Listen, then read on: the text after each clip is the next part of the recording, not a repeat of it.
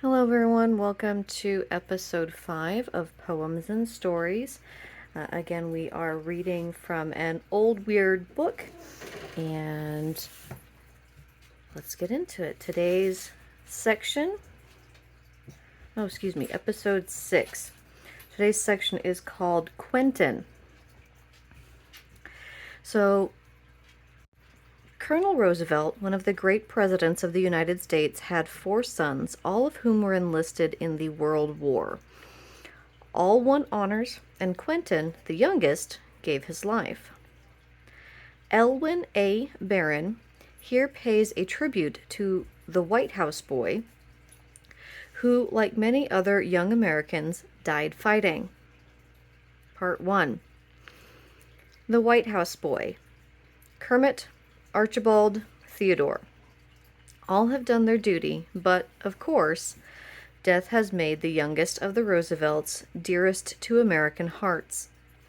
Perhaps indeed the death of no other man at the front has so touched the people as that of young Lieutenant Quentin. He stands almost like the symbol of young America, giving itself up for freedom. Part of the special glory of the Roosevelts comes from the fact that they were watched so closely. Quentin especially was known to the nation from his very childhood. The nation knew him, and it watched him. There is a pathetic meaning in the answer which Colonel Roosevelt gave to the man who at a public meeting asked the colonel why he himself had not gone across. "I asked not only to go over there, but I came with 100,000 more men in my hands to help. And I will tell you, you man over there, that I have sent my 4 sons. I have sent over my 4 boys. For each of those lives I care 1,000 times more than I care for my own." Of these 4 sons, Kermit received his cross for bravery. Archibald and Theodore rose steadily from rank to rank, wounds and honor marking their path. And Quentin gave his life. Quentin Roosevelt was not yet 21. He was born in Washington, November 19th, 1897. While his father was Assistant Secretary of the Navy. After 1901, Quentin started out as the White House baby, kept Washington interested and amused for 7 years. Sturdy, impetuous, frank, and democratic, he was friends with everybody. He rode locomotives between Washington and Philadelphia with his chums, the engineers and firemen of the Baltimore and Ohio and the Pennsylvania. Meantime, he was captain also of a crew of warrior Indians recruited from members of his classes in a public school. One day, during an illness of his brother Archie, Quentin decided that a sight of a pet pony might prove better than the White House doctor's prescriptions. Without waiting for permission, he went out to the stables, introduced the Shetland into one of the private elevators, and had the little horse on the way into his sick brother's room before he was stopped. Part 2. He makes a down. Quentin became known to his fellow flyers as Q.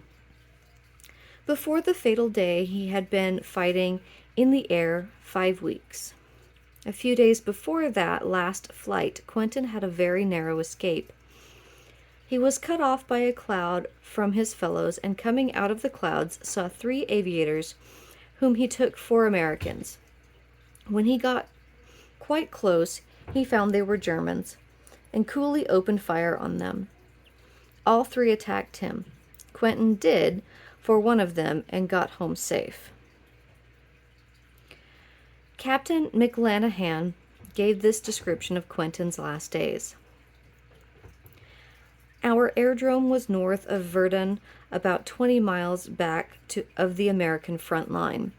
Quentin had joined us June 1st. He at Issoudun, and I had formed his acquaintance there. I left Issoudun for patrol work at the front about 2 months before Quentin was allowed to join us. They liked his work at the aviation school so well that he had a hard time to obtain leave to get into the more perilous work at the front, for which he was always longing. Our regular occupation in the patrol service consisted of 2 flights a day, each lasting for an hour and a half to 2 hours. As this involved the necessity of going over the enemy lines, it was, of course, extremely trying upon the nerves. I doubt whether anybody except perhaps the most foolhardy ever performed this sort of work without feeling greatly exhausted after a few hours of so tense a strain. Nevertheless, we were often required to go aloft 4 or even more times in the course of a day. This was when the enemy showed extreme activity, and every resource at our command had to be called into service in opposition.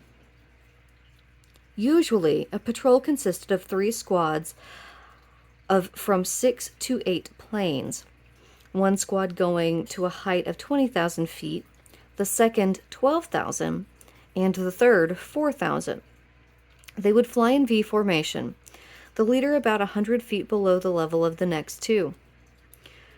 These 100 feet lower than those next after them, and so on to the last ones of the squad, who were always the highest. July 14th was an exceptionally fine day for the sort of work the squadron was doing.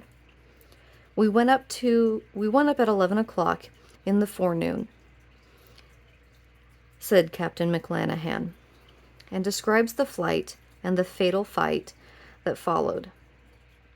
There were 8 of us, all, at that time, lieutenants: Curtis of Rochester, New York, Sewell of Bath, Maine, Mitchell of Manchester, Massachusetts, Buford of Nashville, Tennessee, Roosevelt, Hamilton, Montague, and I. As was customary, we chatted together before we went up, and of course planned what we were going to do. It was arranged that Lieutenant Hamilton was to lead, and in case of any hitch to his motor, Lieutenant Curtis was to take his place in the van. There was a rather stiff wind blowing in the direction of the German lines, and when we reached an altitude of about 10,000 feet, we began to be carried with great rapidity toward them. We had not yet sighted any enemy airplanes after we had been aloft an hour. Hamilton's motor went wrong about that time, and he had to glide back home. In a few minutes he was followed by Montague, whose motor had also gone back on him. Part 3. Meeting the enemy. Half an hour after this, when we were 5 miles inside the German lines, we saw 6 of their Fokker planes coming toward us. They had been concealed until then by clouds between them and us, they flying on the underside of the clouds. Our planes were on the Newport side, of the lightest pursuing kind, and in almost every respect like the type the Germans approaching us were using. The chief difference was that they carried stationary motors, while ours were rotary ones, which gave us a trifle advantage in turning. But this was more than neutralized by the very much greater inflammable material in our machines. When we got to within 500 feet of each other, both sides began firing. The weapons on each side were almost identical. Each Newport and each Fokker carried 2 machine guns. As each plane had but one occupant, upon whom, of course, fell the work not only of steering his craft, but firing the guns, there was an arrangement by which these 2 duties could be executed with, so to speak, one movement. The steering gear and the firing and aiming devices were adjusted to a stick in front of the aviator, in such a manner that his hand could clutch all 3 levers at once and work each by a slight pressure. Each of the machine guns carried about 250 rounds of ammunition, and unless it got jammed, it was capable of firing the entire lot in half a minute. In order to determine whether the aim was accurate, some of the bullets were so constructed that they emit smoke and can thus be seen. These are called tracers. Without them, it would be well nigh impossible to gauge one's range so far up in the air. From the moment that I singled out the enemy whom I was to engage in duel, I naturally lost sight of everything else and kept my eyes pretty well glued upon him alone. Now and then, of course, I would, when I got a chance, look backward too. For one can never tell but that another enemy plane, having disposed of its opponent, may pay his respects to a second one. But if anybody imagines that an aviator engaged in battle with an active opponent gets a chance to help along an associate or even to pay attention to what is happening to any of the others, he is mistaken. One has to be on the alert for every movement the enemy makes, and even do a lot of correct guessing as to what would be the most logical next move for him to make. For it is upon that next move that the entire fortunes of the war for those particular two aviators may hinge. After I had fired every round of ammunition, which seemed to be about the same time as my opponent discovered himself to be in the same plight, we drew away from each other and flew toward our respective bases. During our duel, my airplane had become separated from the others of our unit, and I could see no trace of them. I assumed, however, that they were either still fighting or had also finished and were on their way back home. Somehow I did not think of the third alternative, namely that anything serious had happened to any of them. Lieutenants Buford and McClanahan arrived after all of the others, except Lieutenant Roosevelt, had returned to the field. They were not worried about him at the time, but when hours went by and he failed to return, they knew that something had gone wrong. Still, they did not think he had been killed. When the day passed and Quentin failed to return, they still remained hopeful that he had landed in the enemy lines and had been taken prisoner. But there was further news, bad news, as Captain McClanahan relates. Even this forlorn hope was dispelled the following day, when news was received that an observation balloon's crew had seen a Newport machine fall at Chamery, the place where Quentin had gone into the battle. Part 4. The German Report. A few days after that, German aviators flying over the American lines dropped notes announcing that Lieutenant Quentin Roosevelt had been killed by 2 bullet wounds in the head and had been buried with military honors by the Germans. After the armistice was signed, we saw the aviator who had killed Quentin. He was an officer and one of the most expert flyers in the enemy's air service. After the armistice, he was acting as an inspector in the surrender of German airplanes to the Allies. This man said that when he learned that the officer whom he had brought down belonged to so prominent a family in America, he felt sorry. He was identified by a metal identification plate fastened by a little chain to his wrist, said the German. And I was then told of the young man's prominence and his own personal popularity. Of course, even if I had known during the battle who he was, I would not have hesitated to try my best to down him, because if I hadn't, he surely would have downed me. He made a gallant fight, although I recognized almost from the beginning of our duel that he was not as experienced as some others I had encountered and won out against.